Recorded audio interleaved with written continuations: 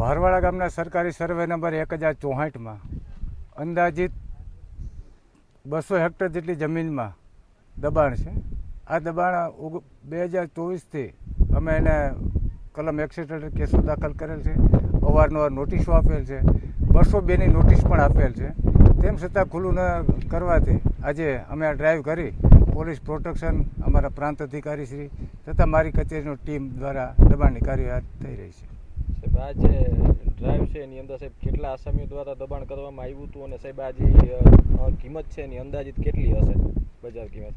આશરે 129 જેવા દબાણકર્તાઓ છે અને જમીનનું ક્ષેત્રફળ થાય છે 164 હેક્ટર જેટલું. એવરેજ હાલના ભાવ પ્રમાણે કરીએ તો 40-42 કરોડ રૂપિયા જેવી આ જમીનની કિંમત થાય છે. કોર્ટ મેટર જેમાં કેટલા આસામીઓ કેવી રીતે છે? એમાં ટોટલી 34 આસામીઓમાં હાઈકોર્ટ, નામદાર હાઈકોર્ટમાંથી સ્ટે આપેલ છે અને તેઓનું આજે અમે દબાણ દૂર કરવાના નથી.